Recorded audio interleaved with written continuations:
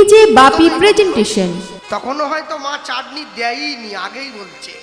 তখন বুঝতে হবে মালিকের মাথা আজ গরম হয়ে যাচ্ছে। হ্যাঁ, কিন্তু চিন্তা করো, একদিনও সংসারের জন্য এত কষ্ট করেছো। কেউ 30 বছর সংসার করছে, কেউ 40 বছর সংসার করছে। আশ্চর্য কি, ভগবানকে মানুষ কষ্ট দিয়েছে, তবু ভগবান মানুষকে ক্ষমা করেছে। আর তুমি সংসারের মুখে হাসি ফোটাবার চেষ্টা করছো, তাও সংসার তোমায় দুঃখ দিয়ে যাচ্ছে। এটাই হচ্ছে সংসারকে ভালোবাসা, তাকে ভালোবাসার মধ্যে বড় তফাৎ। মহাপ্রভু যখন নিতাই চাঁদকে নাম দিতে পাঠিয়েছিল, কাকে? জগাই মাধাইকে। দুটো ভাই তো, বৃন্দাবন দাস ঠাকুর চৈতন্য ভাগবতে লিখেছেন, দুটো ভাই এরা প্রত্যেক দিন 80 হাঁড়ি করে মদ খেত। কলিযুগের ভাইরা তো 1 বোতল খায়, ওরা 80 হাঁড়ি করে খেত। নিতাই চাঁদ যখন হরিনাম দিতে গেছে, মদের কলসি দিয়ে মেরে নিতাই চাঁদের কপালটা ফাটিয়ে দিয়েছে। দরদর করে রক্ত গড়িয়ে পড়ছে। নিজের কপালের রক্ত চেপে ধরে নিতাই চাঁদ বলে উঠেছিল, মেরেছিস কলসির কানা, তা বলে কি প্রেম দেব না? হরিদাস ঠাকুর নিতাই চাঁদের হাতটা ধরে টানতে টানতে নিজের ঘরে নিয়ে যাচ্ছে। নিয়ে যাওয়ার পরে জগাই কিন্তু মাধাইকে একটু বকা দিয়েছিল। হ্যাঁ রে ভাই, বলো দাদা, বৈষ্ণবের গায়ে হাত তোলাটা কি উচিত হলো? নাম ভালো লাগে না, নেব না। এই, আমরা জোরে একটু ধমক দিয়ে দিলে ওরা এমনি ছুটে পালিয়ে যেত। বাবাজিদের গায়ে কি জোর আছে না? ওরা ওই সমস্ত ঘি মাখন টাখন খায়, আমাদের মতো পারবে? বলে হ্যাঁ তা হতো। তাহলে মানলি কেন? হ্যাঁ, মাতাল হয়েছিস বলে কি নিজের বিবেক বিসর্জন দিয়েছিস? দুম করে মেরে দিলে। মাধাই ছুটে গিয়ে জগাইয়ের হাতটা ধরে কাঁদতে কাঁদতে বলছে, দাদা তুই দেখলি আমি মারলাম, জগতের মানুষ দেখলো আমি মারলাম, কিন্তু যাকে মারলাম সে বুঝলো কেন মারলাম। কি তুই তাহলে কি বলতে চাইছিস? ভালোবেসে মারলি? না, ভালোবেসে কেউ মারে নাকি? হ্যাঁ, তাহলে মারলি কেন? বলে বাংলায় একটা কথা আছে, কান টানলে মাথা আসে। নিতাই চাঁদের কপালটা ফাটিয়ে দিয়েছি, নিজের হাতের দিয়ে কপালটা দরদর করে রক্ত গড়িয়ে পড়ছে, কপালটা কেটে গিয়েছে। ওই রক্ত নিয়ে মহাপ্রভুর কাছে গিয়ে দাঁড়াবে। নিতাই চাঁদের কপাল ফাটিয়ে রক্ত বের করে মহাপ্রভুকে জানিয়ে দিয়েছি, নবদ্বীপে এখনো 2টো পতিত পড়ে আছে, তুমি উদ্ধার করবে কবে? কি বললি? হ্যাঁ, নিতাই চাঁদ যখন গৌরের সামনে গিয়ে দাঁড়াবে, নিজের বড় ভাইয়ের কপাল কেটে রক্ত দেখে গৌর আমাদেরকে মারার জন্য ছুটে আসবে। তা তো আসবেই, ছেড়ে দেবে? আমরা 2 ভাই সেই সময় ছুটে গিয়ে গৌরের চরণে পড়ব, হরিনাম নেব, উদ্ধার হব। কত বুদ্ধি করে দূর পর্যন্ত ভেবে কাজটা করেছে। কিন্তু সব থেকে আশ্চর্য হলো, মহাপ্রভু যখন 2 ভাইকে কৃপা আশীর্বাদ করেছিল নিতাই চাঁদকে সঙ্গে নিয়ে, আশ্চর্য কি, যখন ছেলে মেয়েরা ছোট থাকে বাবা মারা ছেলে মেয়েদেরকে সাহস দান করে। কি বলে? হ্যাঁ, ফাঁকি দিসনি মা, ফাঁকি দিসনি বাবা, আমার মন দিয়ে পড়াশুনো কর, মাধ্যমিক, উচ্চ মাধ্যমিক, বিএ, এমএ, পিএইচডি, তারপরে পড়াশুনোটা করলে দেখবি আনন্দ আর আনন্দ। ছেলে মেয়ে আনন্দ পাওয়ার জন্য দিন রাত জেগে পড়াশুনো করছে। এরপরে পড়াশুনো শেষ হওয়ার পরে বাবা গিয়ে ছেলের সামনে দাঁড়িয়ে বলছে, খোকা একটা চাকরি যদি কোনো রকম জোগাড় করতে পারিস দেখবি আনন্দ আর আনন্দ। ছেলে আনন্দ পাওয়ার জন্য বগল দেওয়া করে ফাইল নিয়ে সরকারের দরজায় দরজায় ঘুরিয়ে বেড়াচ্ছে। কি, একটা ঝাড়ুদারের চাকরিও যদি কোনো রকম হয়ে যায় আনন্দ আর আনন্দ। যাক, মাথা ফাটাফাটি করে চাকরি একটা পাওয়া গেল। বাড়ি কোথায়? দক্ষিণ 24 পরগনা মগরাহাট। পোস্টিং হয়েছে কোথায়? পূর্ব মেদিনীপুর পাঁশকুড়া থানা। রোজ ভোর 3টের সময় উঠে ট্রেন ধরে ঝুলিয়ে ঝুলিয়ে যাচ্ছে, আনন্দ আর আনন্দ। রাত্রি 8টার সময় বাড়ি ফিরে আসে ভিড় ঠেলে, আনন্দ আর আনন্দ। এরপরে ছেলের মা গিয়ে কফিনে শেষ পেরেকটা পুঁতে দিচ্ছে। কি, রূপে লক্ষ্মী, গুণে সরস্বতী, একটা বৌমা আনবো, আনন্দ আর আনন্দ। বৌমা এসে গেল। এরপরে ছেলের মা গিয়ে ছেলেকে বলছে, খোকা একটা নাতির মুখ দেখা, দেখবি আনন্দ আর আনন্দ। যাক, নাতি একটা হয়ে গেছে। এইবারে বলছে ছেলের বাবা এসে, নাতি এসেছে, বৌমা এসেছে, সংসারের জন্য এবার কিছু করো, বাড়ি একটা করো, গাড়ি একটা করো, তারপরে দেখবে আনন্দ আর আনন্দ। এই করতে করতে বেটার যাওয়ার ডাক এসে গেল। জীবনে আনন্দ আর ভোগ করতে পারল না, শুধু আনন্দ শব্দটাই কানে শুনিয়ে গেল। মনে রাখবেন, জগতের মাটিতে দাঁড়িয়ে মানুষ যে আনন্দ ভোগ করার জন্য ছুটে যাচ্ছে, একে বলে মিথ্যা আনন্দ। আনন্দ যদি পেতে হয়, অট্টালিকা নাহি মোর, নাহি দাস দাসী, সুখ আমি চাই না কবু, সে সুখ সুখ প্রাসী। আমি থাকি ছোট ঘরে বড় মন লয়ে, নিজের দুঃখের অন্ন আমি খাই সুখী হয়ে। এই জগতে যারা আপনাকে কষ্ট দেয়, যারা আপনাকে দুঃখ দেয়, যারা আপনাকে যন্ত্রণা দেয়, আপনি যদি তাদের যন্ত্রণা গায়ে না মাখেন, দেখবেন আপনার মতো সুখী লোক জগতে দুটো হবে না। কেন বলুন তো? যে স্কুল মাস্টারমশাই মাসে 80,000 টাকা বেতন পায়, সে যখন মারা যায়, তার স্ত্রী গিয়ে তার কাছে দাঁড়িয়ে বলে, তুমি আমার জন্য কি করলে? যে লোকটার সব থেকে বড় কাপড়ের দোকান মগরাহাট বাজারে, ওর বউ ওকে বলে, তুমি আমার জন্য কি করলে? যে টোটো চালায় তার বউ বলে, তুমি আমার জন্য কি করলে? আসলে কেউ কারোর জন্য কিছু করেনি, সব গিভ অ্যান্ড টেক পলিসি, কিছু দাও আর কিছু নাও। সংসারের নীতি বড় বিচিত্র। এই জগতের মাটিতে দাঁড়িয়ে যখনই আপনার থেকে কারো কোনো স্বার্থে কম পড়বে, দেখবেন সেই আপনার থেকে মুখ ফেরাচ্ছে। আপনি সারা জীবন ধরে শুধু দিয়ে যান, দেখবেন মানুষ আপনাকে মাথায় করে বসিয়ে রাখবে। আর যেদিন আপনি দিতে পারবেন না, মানুষ আপনাকে কটু কথা বলবে। তাহলে বৈষ্ণব মহাজন লিখতে গিয়ে লিখছেন, যে নৌকাটা মহাপ্রভু পাঠিয়ে দিয়েছেন, তার জন্যে কাউকে কিছু দিতেও হয় না, কিছু নিতেও হয় না, শুধু হরিনাম করলেই নৌকায় গিয়ে বসা যায়।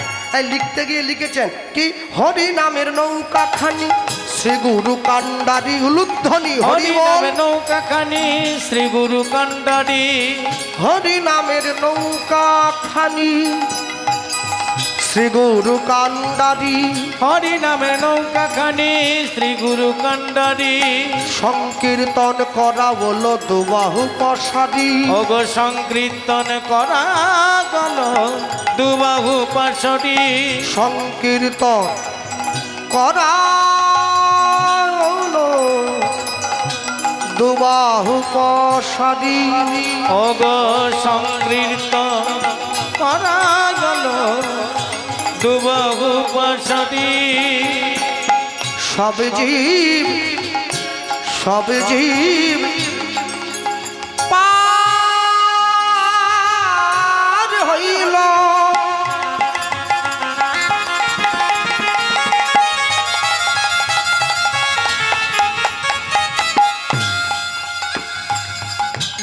ওগো প্রেমের বাতাসে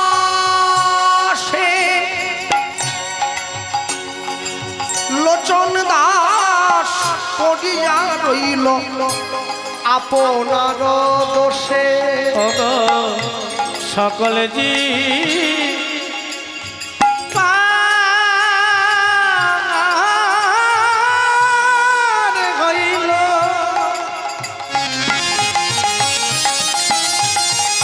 তাই গৌর হরি হরি বল। ওগো প্রেমের বাতাসে বাতাসে, ওগো লোচন পড়িয়া রইল আপনার দোষে। বলি সকল জীব পার হইল,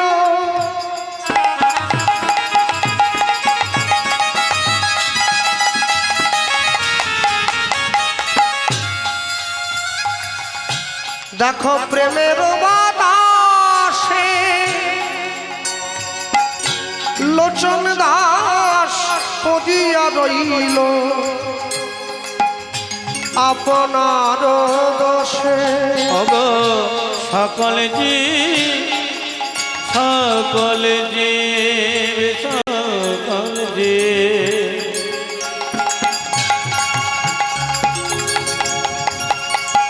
পার হইল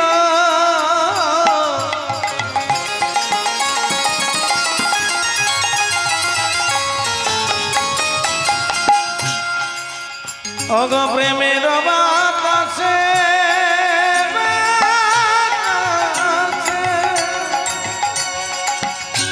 লোচন দাদে পড়িয়া রইল আপনার দোষে বলি আমার ভাগ্যে হলো না গো, আমার ভাগ্যে হলো না গো বলি সবাই তোমার নাম নিল, আমার ভাগ্যে হলো না গো সবাই তোমার নাম নিল, আমার ভাগ্যে হলো না গো বলি আমি পতিত রইলাম পড়ে, আমার ভাগ্যে হলো না গো বলি আমি পতিত রইলাম পড়ে, আমার ভাগ্যে হলো না গো এমন পতিত পাবো নবতারে, আমার ভাগ্যে হলো না গো বলি আমি পতিত রইলাম পড়ে, আমার ভাগ্যে হলো না গো আমি পতিত পড়ে আমার ভাগ্যে হলো না গো আমার ভাগ্যে হলো না গো ওগো লোচন দাস পড়িয়া রইল আপনার দোষে ওগো লোচন দাস পড়িয়া রইল আপনার দোষে সব জীব পার হইল প্রেমের বাতাসে, প্রেমের বাতাসে লোচন দাস পড়িয়া রইল পড়িয়া রইল আপনার দোষে, আপনা আপনা দোষে চলো ছোট্ট করে গৌরচন্দ্রিকা শুনলাম, লীলা মাধুর্যে প্রবেশ করি। ইউটিউব চ্যানেল তো অনেকে এসে গিয়েছে, সবাইকে তো আমি চিনি না, দু চারজনকে আমি চিনি। এই যে গৌরবকে চিনবো, সৌম্যকে চিনবো, আর ওই পাশাপাশি যারা আছে ওদেরকে চিনি। যাক, অনেক চ্যানেল এসেছে, শ্রোতার সংখ্যাও অনেক, ভক্ত সংখ্যাও। আর তোমরা যারা লাইভ করছো মাঝে মাঝে একটু ভক্তদের দিকেও ঘোরাবে, ভক্তদের দিকে ঘোরাবে, কারণ আমার কথা হয়তো মানুষে ভুলে যেতে পারে, ক্যামেরায় রেকর্ড থাকলে তো ভোলার কথা না। কারণ আমি মাঝে মাঝে হাত তুলতে বলবো, তখন ক্যামেরাটা ঘোরাবে, হাত যে না তুলবে ভগবান তার মুখটা মনে রাখবে, যেন সে লক্ষ্মীর ভাণ্ডারে টাকা না পায়। টাকা সব ডবল হয়ে গেছে, হাতও ডবল, কোনো কথা নাই। যাক, জগন্নাথের মতো এরকম থাকলে হবে নি, মাঝে মাঝে তুলতে হবে হাতটা। তা আমি বলতে গিয়ে বলবো, সবার আগে এই জায়গায় আমরা যেখান থেকে এসেছি আমাদের বাড়ি হচ্ছে পশ্চিম মেদিনীপুর। আর সেই সঙ্গে সবার আগে বলে রাখি, কমিটির দুই ভাইয়ের দুটো অনুরোধ আমাকে রাখতে হবে। একজনা গিয়ে বলে এসেছে, তারা ইউটিউবের মাধ্যমে শুনেছে বিবেকানন্দের আমেরিকার চিকাগো ধর্মসভায় যাওয়ার যে কথাটা, ওইটা একটু শুনবে। আর আরেক দুই ভাই গিয়ে বলেছে যে দাদা আপনার মুখে চণ্ডীপাঠটা শুনে একটু ইচ্ছা প্রকাশ করি, যদি ইচ্ছা হয় তো শুনবেন, শোনাবেন, না না ইচ্ছা হলে গান শেষ করে নেমে যাবেন, খাওয়া দাওয়া করবেন, টাকা দিয়ে দেবো, বাড়ি চলে যাবেন, যদি ইচ্ছা হয় তো করবেন। তো যাক, আমার ইচ্ছা হলে তো হবে না, তারও একটু ইচ্ছা থাকা দরকার, কারণ যে শুনবে। আর সব থেকে বড় আশ্চর্য হলো, যারা আমরা সংসারী জীব, যারা আমরা কীর্তন শোনার জন্য ভিড় করি, মনে রাখবেন কীর্তনের মধ্যে দিয়ে আমরা ভক্ত ভগবানের কথা যেভাবেই ব্যাখ্যা করি না কেন, সেটা যদি গৌর অনুগত প্রাণ ভক্ত হয়, যদি তার কথাটাও বলি, যারা কৃষ্ণ অনুগত প্রাণ যদি তার কথাটাও বলি, দু জায়গাতেই বলা যায়। কিন্তু সংসারী জীবের ক্ষেত্রে দুটো লীলা খুব বড় অন্তরায় সৃষ্টি করে। দুটো লীলা, যে দুটো লীলা বলা এবং শোনার জন্যে খুব দূর থেকে চিন্তা করে আসতে হয়।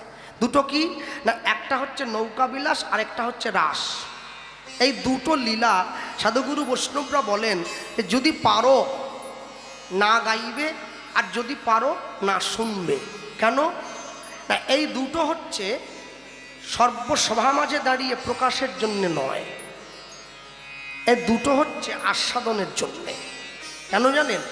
মনে রাখবেন, দুটো জিনিস প্রকাশে যদি এতটুকু ভুলচুক হয় সব লীলায় ক্ষমা হয়ে যাবে, এ দুটোতে কোনো ক্ষমা হবে না, লীলা অপরাধে পড়ে যেতে হবে।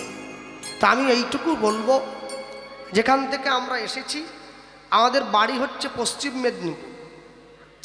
তা আমাদের পশ্চিম মেদিনীপুর জেলাটা শেষ হয়ে গেলে একটা জেলা পড়বে, যে জেলাটার নাম হচ্ছে বাঁকুড়া জেলা। এই বাঁকুড়া জেলায় একটা বিখ্যাত গ্রাম আছে, যে গ্রামটার নাম হচ্ছে বিষ্ণুপুর। যারা মেদিনীপুরের সঙ্গে যোগাযোগ রেখেছেন তারা জানেন, হাওড়া থেকে খড়গপুরগামী যে কোনো লোকাল ট্রেনে উঠে বসলে খড়গপুর স্টেশনে নামার পরে আর 2-3টে স্টেশন গেলেই বিষ্ণুপুর বলে একটা স্টেশন পড়ে। ওই গ্রামের নামে প্ল্যাটফর্মটার নাম হয়েছে বিষ্ণুপুর।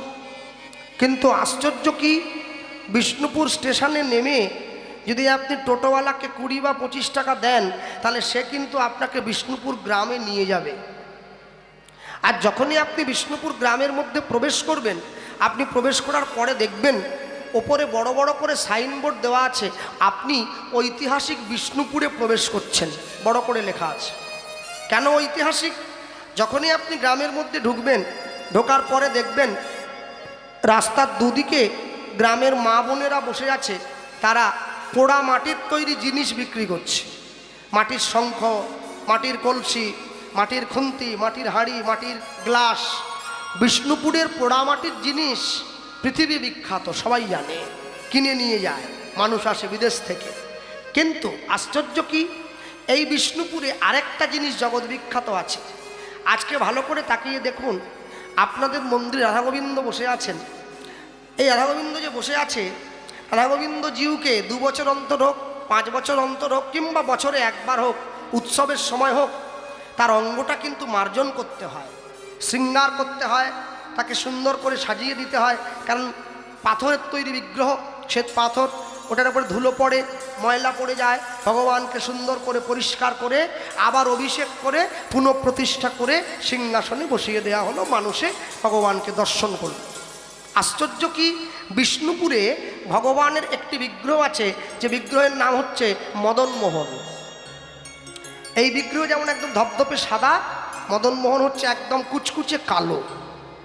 কিন্তু আশ্চর্য কি, যদি আপনি কালকে সকালবেলায় গিয়ে মদন মোহনকে দর্শন করেন, আপনি বুঝতেই পারবেন না যে 450 বছরেরও বেশি পুরনো বিগ্রহ একই আসনে একই জায়গায় বসে আছে। তাকে কোনোদিন স্নানও করানো হয়নি, কোনোদিন অঙ্গরাগও করানো হয়নি, কোনোদিন সাজিয়েও দেওয়া হয়নি। স্বপ্নাদেশ আছে, ওইভাবেই বসে থাকবে। কালকে গিয়ে দর্শন করলে আপনি ভাববেন এটা এই মুহূর্তে কেউ যেন বাজার থেকে কিনে এনে বসিয়ে দিয়েছে। এখানেই তার লীলা মাধুর্যের সার্থকতা। হ্যাঁ, এখানে যদি কোনো যুক্তিবাদীরা তর্ক আনে, হয়তো আমি পারবো না, হেরে যেতে হবে। কিন্তু মনে রাখবেন, যুক্তি তর্কের অনেক ঊর্ধ্বে হচ্ছে ভক্তি। যুক্তি দিয়ে কোনোদিন ভগবান পাওয়া যায় না। যুক্তি দিয়ে পণ্ডিত হওয়া যায়, তার্কিক হওয়া যায়, জ্ঞানী হওয়া যায়, কিন্তু ভক্ত হওয়া যাবে না। এমনও ভক্তের ঘর আছে যেখানে ভগবান নিজে হাতে আহার পর্যন্ত করে গেছে, তার চিহ্ন পর্যন্ত পড়ে আছে। দেখবেন যারা বৃন্দাবনে দর্শনে গিয়েছেন, বৃন্দাবনে গেলে দেখবেন বৃন্দাবনের বোঝো মায়েরা তারা আমাদের মতো করে কপালে তিলক দেয় না, তাদের গলায় তুলসীর মালা নেই, তারা জপের মালা নিয়ে বাজারে বাজারে ঘোরে না, কিন্তু তাদের ঘরে ভগবান কৃষ্ণ বাঁধা আছে। কেন বলুন তো? ওরা আমাদের মতো করে ভক্তিটাকে বাইরে দেখায় না, অন্তর দিয়ে ভগবানকে ভালোবাসে। আমি এক বোঝো মাকে প্রশ্ন করেছিলাম, হ্যাঁ, যে মা কই তোমরা তো আমাদের মতো মালা নেই, তোমরা তো আমাদের মতো করে তিলক দাও না, তোমরা আমাদের মতো করে হাতে জপের মালা নাও না। তো সেই মা বলছে, ভালো করে লক্ষ্য করে বাবা। আমি বলুন মা? বলছে যখন কেউ স্কুলে পড়াশুনো করে, স্কুলের পোশাক একটা থাকে না? থাকে তো, প্রত্যেকটা স্কুলের আলাদা পোশাক, সাদা জামা, নীল প্যান্ট আছে। আচ্ছা, এরপরে সেই বোঝমা আমাকে বলছে, এবারে বলো তো বাবা, যখন কেউ কলেজে গিয়ে ভর্তি হয়, কলেজের কোনো নির্দিষ্ট পোশাক আছে কি? থাকে না। আচ্ছা এরপরে বলো, যদি কেউ বিশ্ববিদ্যালয়ে গিয়ে ভর্তি হয়, ইউনিভার্সিটি, সেখানে কি পোশাক আছে? নেই। কেন? যার যেটা ভালো লাগবে সে সেটা পরে যাবে। আমরা বৃন্দাবনের মানুষ তো, আমরা কলেজে উঠে এসেছি, তোমরা স্কুলে পড়ো, তোমাদের পোশাক আছে, ভক্তির পোশাক, তলায় মালা দাও, কপালে তিলক দাও, হাতে জপের মালা নাও, স্কুলে ভর্তি হয়েছ। আমরা কলেজ। আর কি করে বুঝবো কলেজ? বলে মনে রাখবে, এই জগতে কোনো মেয়ে যদি কোনো ছেলেকে নিজের হাতের মুঠোয় রাখতে চায়, নিজের দেহের 2 থেকে 3টে ইন্দ্রিয় ব্যবহার করলেই ছেলেটাকে হাতের মুঠোয় রাখা যায়। আমি এমনও দেখেছি, একটা ছেলে একটা মেয়ের শুধুমাত্র মুখের হাসিটা দেখার জন্য 2 ঘন্টা দাঁড়িয়ে থাকতো বড় রাস্তার ওপরে। তাহলে হাসি দিয়ে কাত হয়ে গেছে। চণ্ডীদাস ঠাকুর 12 বছর বসে রইলেন পুকুরের পাড়ে শুধুমাত্র রামীকে একচোট দেখার জন্যে। 12 বছর পরে রামী যখন ঘুরে একটু মুচকি হাসি দিয়েছে, পাড়ার ছেলেরা বলছে, কি ঠাকুর বুড়ো হয়ে গেলে, তোমাকে তো পাত্তাই দিল না। চণ্ডীদাস ঠাকুর বললেন, 12 বছর ছিপ ফেলেছি, এতদিন পরে শুধুটা নড়ে উঠলো মনে হলো না? হ্যাঁ, বৃন্দাবনের ব্রজগোপীরা বলে, এই জগতে কোনো মেয়ে যদি কোনো ছেলেকে নিজের আয়ত্তে রাখতে চায় 2 থেকে 3টে ইন্দ্রিয় ব্যবহার করলেই হয়। কিন্তু আশ্চর্য কি, ভগবান শ্রীকৃষ্ণ একমাত্র পুরুষ যাকে নিজের বশে রাখতে গেলে নিজের দেহের 11টা ইন্দ্রিয় সম্পূর্ণরূপে তার চরণে দিয়ে দিতে হয়। এখানেই তার সার্থকতা। আমি বলতে গিয়ে বলবো, যে ভগবান বাঁকুড়া বিষ্ণুপুরের মাটিতে বসে আছেন, যে ভগবান বাঁকুড়া বিষ্ণুপুরের মাটিতে আজও পর্যন্ত সেবা নিয়ে যাচ্ছে, সান্ধ্যকালীন কীর্তনে দাঁড়িয়ে আলোচ্য লীলা মাধুর্য, সেই বাঁকুড়া বিষ্ণুপুরে লীলা পুরুষোত্তম মদন মোহন। হ্যাঁ হ্যাঁ, ঠিক আছে ঠিক আছে ঠিক আছে। তাই বলতে গিয়ে সবার আগে বলবো, হ্যাঁ ধৈর্য ধরো না, জমা হোক জমা হোক জমা হোক জমা হোক জমা হোক। তাই বলতে গিয়ে এইটুকু বলবো, আজ থেকে প্রায় 450 বছরেরও বেশি পূর্বে বাঁকুড়া বিষ্ণুপুরের মাটিতে একজন ক্ষত্রিয় বাড়ির ব্রাহ্মণ বাস করত, যে ব্রাহ্মণের নাম ছিল সনাতন দাস। কিন্তু ব্রাহ্মণ হলে কি হবে, ব্রাহ্মণ কোনোদিন পুজো করতে যেত না। কাজ কি ছিল? যুদ্ধ করে নিজের দেশকে রক্ষা করত। আর সেই যুদ্ধ করে দেশকে রক্ষা করতে গিয়ে যেটুকু পারিশ্রমিক পেত, তাই দিয়ে নিজের সংসারটা প্রতিপালন করত। সনাতন দাসের সংসারে তার স্ত্রী ছিল, স্ত্রীর নাম ছিল শিলাবতী। স্বামী স্ত্রী দুজনের সংসার, আর এই সংসারে আরেকটা অবলম্বন ছিল, যে হচ্ছে তার সেবিত ভগবান রাধা মাধবের বিগ্রহ। তাহলে স্বামী স্ত্রী আর ভগবানের সেবা, এই নিয়ে জীবনটা কেটে যায়। বৈষ্ণব মহাজন প্রথমেই লিখেছিলেন কি, বিষ্ণুপুরে ছিল এক, ছিল এক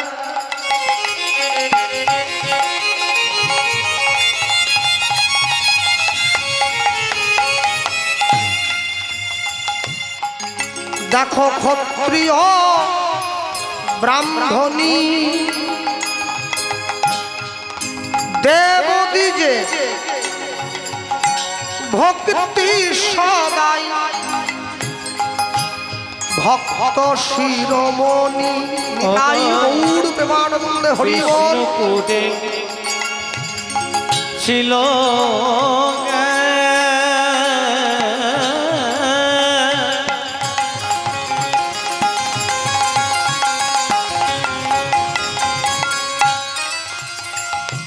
অগ ক্ষত্রিয় ব্রাহ্মণী অগ দেবদ্বিজে সদা ভক্ত শিরোমণি। দেখো দেবদ্বিজে ভক্তি সদাই ভক্ত শিরোমণি অগতে বদিতে ভক্তি সদা ভক্ত শিরোমণি। সদা কৃষ্ণ কৃষ্ণ কৃষ্ণ বলে, সদাই কৃষ্ণ কৃষ্ণ কৃষ্ণ বলে, সদাই কৃষ্ণ কৃষ্ণ কৃষ্ণ বলে। সদাই কৃষ্ণ কৃষ্ণ কৃষ্ণ বলে ওগো ভাসে সদাই নয়ন জলে সদাই কৃষ্ণ কৃষ্ণ কৃষ্ণ বলে বলি গোবিন্দ তোমার হলাম বলে সদাই কৃষ্ণ কৃষ্ণ কৃষ্ণ বলে বলি এ জন্মে নয় জন্মে জন্মে সদাই কৃষ্ণ কৃষ্ণ কৃষ্ণ বলে আমায় রেখো তোমার চরণ তলে সদাই কৃষ্ণ কৃষ্ণ কৃষ্ণ বলে বলি আমি কৃষ্ণ তোমার হলাম বলে কৃষ্ণ কৃষ্ণ কৃষ্ণ বলে আমায় রেখো তোমার চরণ তলে নিতাই হরি বল। বলে রেখো তোমার চরণ তলে কৃষ্ণ কৃষ্ণ কৃষ্ণ বলে কৃষ্ণ কৃষ্ণ কৃষ্ণ বলে ওগো দেবতী যে ভক্তি সদায় ভক্ত শিরোমণি ওগো দেবতী যে ভক্তি সদায় ভক্ত শিরোমণি যদি কেউ বুড়ো বয়সে বসে খেতে চাও তাহলে যৌবন বয়সে খাটো, আর যদি জীবনে বেশি দিন বেঁচে থাকতে চাও তাহলে ভোরবেলা উঠে হাঁটো। তুমি বুড়ো বয়সে বসে খাবে, সকাল 11টায় ঘুম থেকে উঠবে, ওই ভবিষ্যৎ শুয়ে আছে। হ্যাঁ, আর যৌবন বয়সে না হাঁটলে 40-এর পরে বুড়ো হয়ে যেতে হবে, আর হবে নি। সকালবেলা প্রাতঃকালে ঘুম থেকে উঠে ভগবানের সেবা দেয়, ভগবানের মন্দির পরিষ্কার করে, ভগবানকে স্নান করায়, ভগবানকে সুন্দর করে সাজায়, আরতি করে, মঙ্গল আরতি, ভগবানের নাম করে, হাতে তালি দেয়। স্বামীর সঙ্গে এক সংসারে থাকতে গিয়ে মা শিলাবতী হয়ে গিয়েছিল, সন্তান সম্ভবা মা, মাতৃগর্ভে সন্তান এসে গিয়েছে। যেদিন থেকে মা জানতে পারলো আমার গর্ভ মাঝে আরেকটা জীবন বেড়ে উঠছে, সেদিন থেকে ভগবানের কাছে গিয়ে নয়নের জলের পরিমাণটা বাড়িয়ে দিয়েছে। ভগবানকে বলছে, প্রভু ছেলে হোক মেয়ে হোক সেটা তো আমি জানি না, তবে এইটুকু আমি চাই, আমার হাত ধরে যাকে তুমি পৃথিবীতে নিয়ে আসছো ও যেন জগতে মানুষের মতো মানুষ হয়, আর আমার কিছু দরকার নেই। কেন? পশুর ধর্ম পশুত্ব, দেবতার ধর্ম দেবত্ব, জলের ধর্ম প্লাবত্ব, অগ্নির ধর্ম দহনত্ব, মানুষের ধর্ম তার মনুষ্যত্ব। আমার বাবা মারা গিয়েছেন আজ থেকে 14 বছর আগে। আমাকে বলেছিলেন, আমি যেদিন একদিন থাকবো না তোমায় আশীর্বাদ করে গেলাম, জগতের মাটিতে তুমি অনেক বড় সুনামধন্য কীর্তনীয়া হবে, আশীর্বাদ করলাম তোমায়। কিন্তু বাবা আমার একটা কথা মনে রেখো। আমি বলি বলো। শোনো, দুটো কথা তোমায় বলবো। দুটো কথা বলেছিলেন। প্রথম কথা কি মনে রাখবে, যে মুখে হরির কথা হয়, যে মুখে কৃষ্ণ কথা হয়, যে মুখে ভক্ত বৈষ্ণবের কথা হয়, ওই মুখ যদি বিড়ি তিরঙ্গা তামাক গুটকা সিগারেট শিকড় বিমল কাটা খৈনি খায়, ওকে মুখ বলেনি, ওকে বলে ভাগাড়। কীর্তনও গাইবে, আসর থেকে নেমে গিয়ে ধুতি ধরে সিগারেটও খাবে, কোনটা করবে? যে কোনো একটা করো, হয় কীর্তন করো নাহলে বিড়ি খাও। আমি বলি আর বলে আরেকটা কথা মনে রেখো, তুমি গলায় মালা দিয়েছ, কপালে তিলক দিয়েছ, হাতে জপের মালা নিয়েছ, একাদশীর দিন ভোরবেলা ঘুম থেকে উঠে তুমি বাড়ির ছাদের বারান্দায় ঘুরে ঘুরে হরিনাম জপ করছো। মেদিনীপুরে প্রচণ্ড গরম, তো গ্রামে যদি 5টা জলের কল থাকে, 4টে কলে জল ওঠে না, তোমার বাড়ির কলটায় ঝিরঝির করে জল পড়ছে, তুমি বাড়ির ছাদ থেকে দেখতে পেলে তোমার বাড়ির কলে গ্রামের মা বোনেরা জল আনতে এসেছে একটু পিপাসা মেটাবার জন্যে। তুমি কি করলে? কাউকে কিছু না বলে মালাটা হাতে রেখে গলায় ঝুলিয়ে নিলে, ছাদ থেকে নেমে এসে নিজের বাড়ির কলটায় তালা লাগিয়ে দিলে।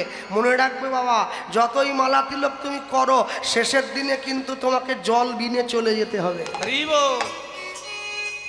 এই মালা তিলক তোমাকে রক্ষা করতে পারবে না। আলাম কেন? বলে আগে ভদ্র হও, তারপরে তো ভক্ত হবে। যদি ভদ্র না হও তাহলে ভক্ত হবে কি করে? কুকুর আসিয়া এমন কামড় দিল পথিকের পায়, কামড়ের চোটে 20 দাঁত ফুটে 20 লেগে গেল গায়ে। রাত্রে বেচারা বিষম ব্যথায় নিশি রাত্রিতে জাগে, মেয়েটি তাহার করে হায় হায়, জাগে শিয়রের আগে। বাপরে সে বলে ভৎসনা ছলে, কুকুরের ফোটালো দাঁত, তুমি কেন বাবা করলে অবহেলা, তোমার কি ছিল না দাঁত? তোমাকে যদি কুত্তা কামড়া, তুমি তো ঘুরে কুত্তাকে। বাবা তখন হেসে বলছে, কুকুরের কাজ কুকুর করেছে, কামড় দিয়েছে পায়,